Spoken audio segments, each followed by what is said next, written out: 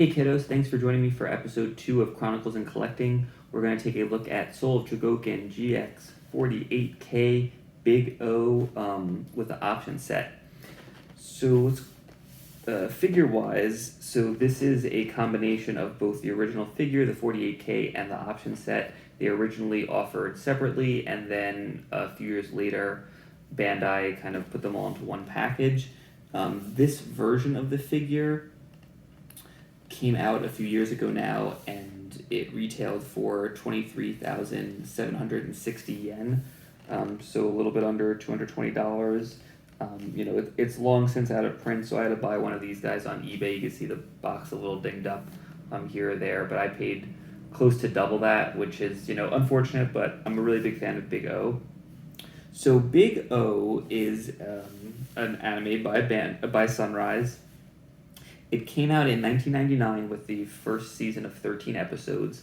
It did not do particularly well in Japan, but it was a big hit internationally, kind of specifically in the United States, where it aired on the Toonami block of anime on Cartoon Network. This is sort of when anime was not first introduced in the US, but definitely gaining some momentum. At the time, they were showing Dragon Ball Z, Gundam Wing, as well as a bunch of other stuff that was kind of aired on that block. It was so popular. So when they were creating the show, it seemed like they were under the impression they were going to get a season 2 because episode 13 sort of ends on a pretty significant cliffhanger. And they did eventually get their second season 4 years later in 2003, where they got to finish it up with another 13 episodes. It's a really awesome show. What's unique about the Big O is that the studio that worked on it did some of the animation work for Batman the Animated Series in the mid-90s. So basically, the creators of Big O decided, hey, what if a guy who looked very similar but was legally significantly different enough from Bruce Wayne lived in a city that looked like Gotham City did in Batman the Animated Series, but instead of fighting crime with his hands and fists, he piloted a giant robot. And they kind of have his own version of Alfred and his own version of Robin. But the art style is very similar. The main character looks very similar. And it's sort of like an alternate universe where, Batman is like a Gundam pilot. So it's really cool. The animation, much like the early seasons of Batman the Animated Series, is absolutely beautiful. I would highly recommend picking up the Blu-ray, which is, I believe, still in print, and just the hand-drawn stuff. It's absolutely amazing. The second season came out, a few years later in 2003, and by that time, the anime industry had really shifted to digital animation.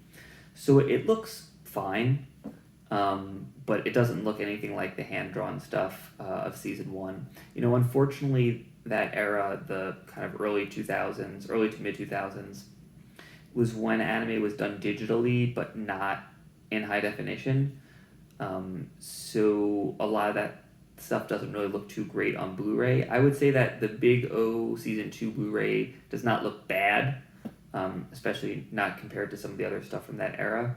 But, you're watching the last episode of Season 1, and then you start the first episode of Season 2, and you're like, wait, whoa, what happened? That being said, I would still recommend it. The plot of the show, or the scenario of the show, is basically, you have Roger, who's, like I said, kind of like the Batman character, and he lives in a city called Paradigm City, where no one has any memory of the past. They have some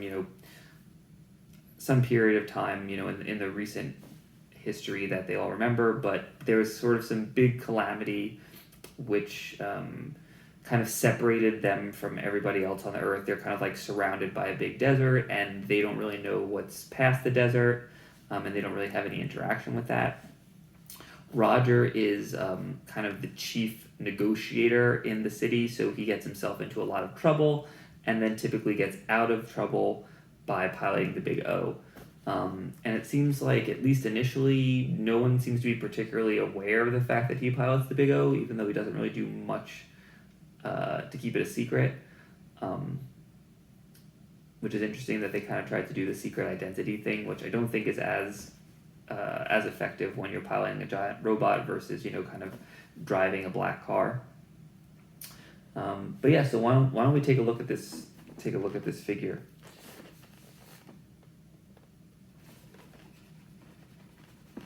Okay. And on the top here it says, I don't think you can see it on the camera, but it says, "Cast in the name of God, ye not guilty." And that's what the Big O said sort of when it starts up. You know, it kind of has to declare him guilty or not guilty to, you know, see if he's able to pilot the Big O. So you got a lot of stuff here, like I said, in addition to the figure itself and the stand. There's the extra kind of bonus effects part set. Alright, cool. Alright, so let's see what we got here. So there's some kind of typical Soul of Chogokins. So let's see. Here's the actual figure. Let's put that to the side just for 1 second. And take a look at some of the accessories and kind of build up a little bit of anticipation. So we kind of got some of the typical Soul of Chogokin stuff. You got like a customized base that has the figure name, and it's got a little stand here. And I think there's a second part of this stand that we could kind of build before we get the figure open to put on the base. I'm not 100% sure what this is. Must be somewhere in the instruction manual. I think this goes, yeah, I think this goes underneath the base or on top of it to kind of like store all the extra, some of the extra parts, which is nice. Make sure that and let's just dive right into the figure itself.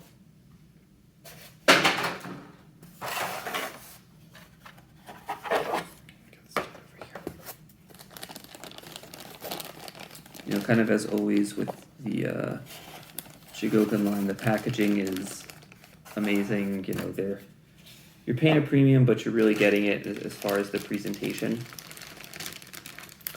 We could see that Big O does not have his arms attached yet, but we will have an opportunity to do that in just a second. Let's put him on the base here. His feet kind of fit in like that. I mean, this is a beautiful figure. I don't know how well it's coming off on the camera, but this whole thing is metal. It's got a lot of heft to it. It's, you know, nice and heavy.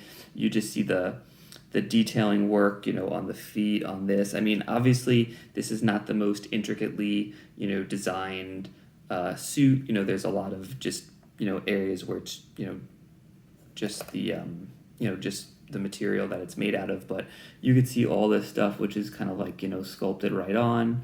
This head has got a ton of detail. I'm going to take a quick look at that. Yeah, and it's got this kind of cool, kind of clear-ish effect, which is really nice.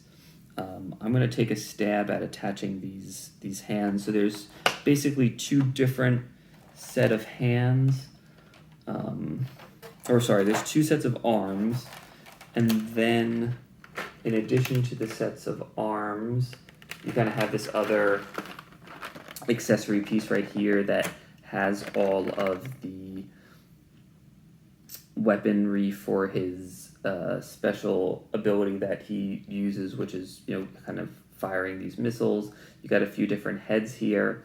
I thought this was a nice detail. It's got the car. So that's Roger's car. It's kind of like the Batmobile. There's like one episode where he's like driving it, and I think that the Big O's foot opens up and reveals like a place for the car to go. So they put that into the figure. You can kind of see right there where the car opens up. So, you know, the Big O doesn't have like a ton of gimmicks. So I guess maybe they were, you know, trying to find ones that could be used. There's all these like chains and all these little pieces. I don't even know what half of them are. I'll have to take a look at the instructions. This is kind of the Big O's like special weapon right here. So you there's this like giant piston, and then it kind of pushes itself in, which causes his fist to attack, with some substance. He uses that, a lot. The fighting in the Big O is very slow paced. I think you can kind of tell by the design of the figure that it's not a figure that, it's not a robot that, moves around a lot. Oh yeah, and you could see, you could lift the piston up and oh yeah, there you go, and it kind of clicks into place. I'm not 100% sure how you fire it, but that's a really nice little detail. And this arm goes in, I'm assuming like this, but maybe not. I believe that is how the arm goes in.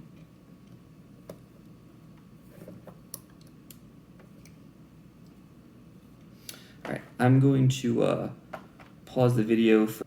All right, and we're back. I have familiarized myself with the instructions for this guy, and we can put on the finishing touches. I learned what the majority of these extra parts do, and some of them are really cool. So this arm sort of looks like the other arm from the original. This is from the option set, but if you press down like this, you can separate it into one of its effect things.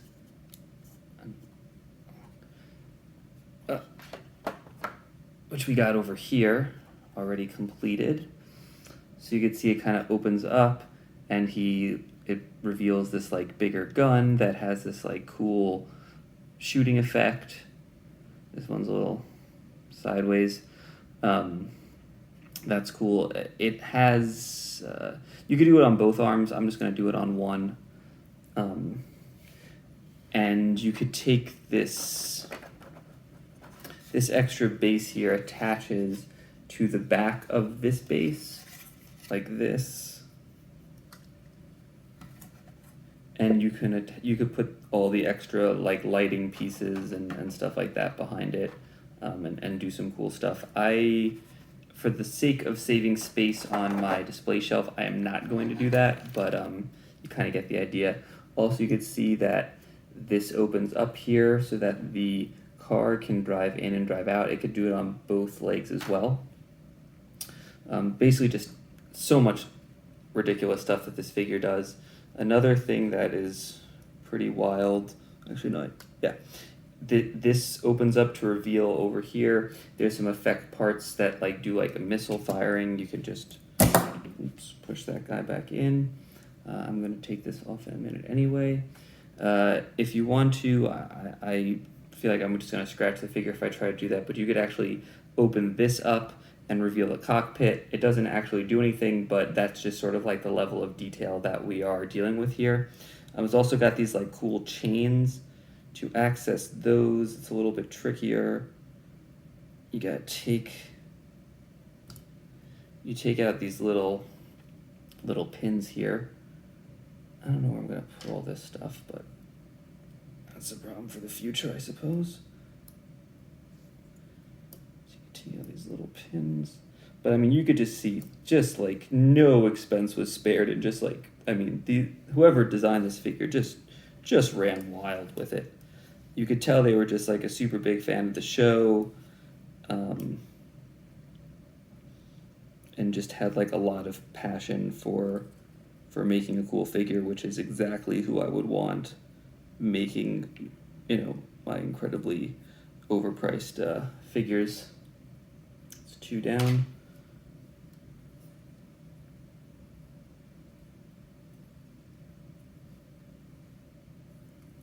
Third one out here.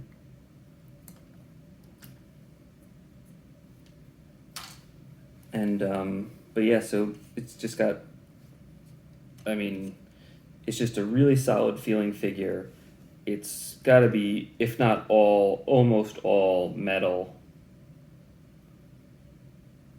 It's got all the weapons and gimmicks that you could ever want. Let's plug these in here. This one. Let's get him. Oh, oops. That's in the wrong spot. That one's going to go in the back. Like that. Get him back on the base. Here's the second one.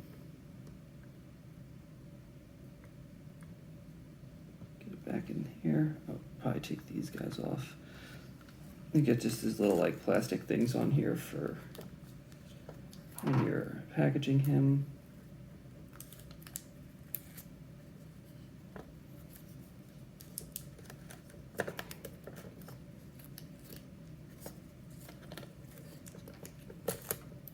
Okay.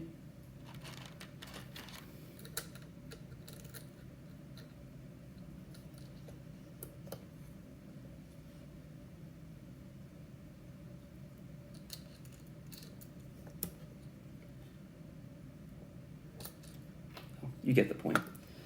And I don't know how to get this arm off. I did figure out how to get the arm on, which is really important. My guess is that's probably not how you're supposed to do that. But we'll attach this other arm.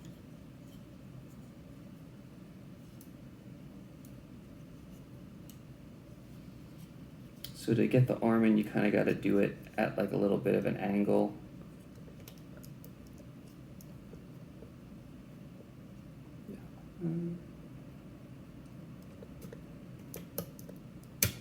There we go. So we got that like that. We got his kind of regular arm over here with this cool firing piston thing.